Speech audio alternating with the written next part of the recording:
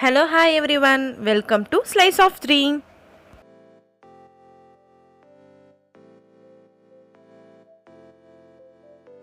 இன்னைக்கு நம்ம சேனல்ல பார்க்க போறது கற்பூரவள்ளி டீ. இந்த கற்பூரவள்ளி டீ செய்யறது எப்படின்னு பார்க்கலாம் வாங்க. தொண்டை வலி, சளி இந்த மாதிரி ப்ராப்ளம் உள்ளவங்களுக்கு இந்த கற்பூரவள்ளி டீயை நீங்கள் டெய்லி குடிச்சிட்டு வந்தீங்கன்னா கண்டிப்பாக குணமாகும். சிறுநீரக பாதையில் ஏதாவது இன்ஃபெக்ஷன்ஸ் இருந்தால் இந்த கற்பூரவள்ளியை நீங்கள் சாப்பிட்டு வந்தீங்கன்னா உங்களுக்கு சரியாகும். இனி இந்த கற்பூரவள்ளி டீயை எப்படி செய்கிறதுன்னு இப்போ பார்க்கலாம் வாங்க. ஒரு பாத்திரத்தில் ஒரு கிளாஸ் அளவுக்கு தண்ணி நான் ஆட் பண்ணியிருக்கேன். இங்கே பாருங்கள்.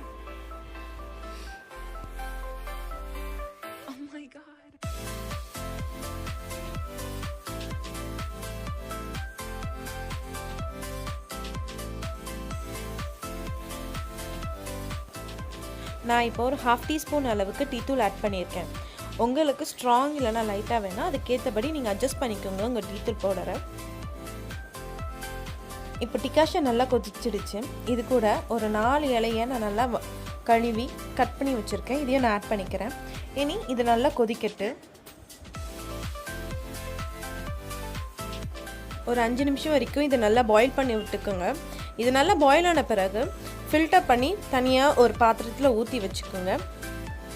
நான் இப்போ ஒரு 2 டேபிள் ஸ்பூன் அளவுக்கு தேன் ஆட் பண்ணியிருக்கேன். உங்ககிட்ட வீட்டில் தேன் இல்லைன்னா சுகர் கூட நீங்கள் ஆட் பண்ணிக்கலாம். இப்போ இனி நம்ம கற்பூரவள்ளி டீயை இந்த கிளாஸ் கூட ஊற்றி நல்லா மிக்ஸ் பண்ணிக்கலாம். இது கூட வேணும்னா 1 டேபிள் ஸ்பூன் லைம் ஜூஸ் கூட நீங்கள் ஆட் பண்ணிக்கலாம். இந்த டீ கூட உங்களுக்கு பால் ஆட் பண்ணணும்னு ஆசைப்பட்டீங்கன்னா நீங்கள் ஆட் பண்ணலாம். நார்மலாக நம்ம வீட்டில் எப்படி ஒரு டீ போடுவோமோ அதே மாதிரி தான் இதுவும். இதில் பால் ஆட் பண்ணி கூட நீங்கள் செஞ்சுக்கலாம், நல்லாயிருக்கும்.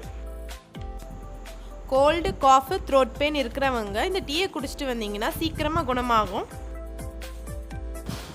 கற்பூரவள்ளி டீ ரெடி ஆயிடுச்சு.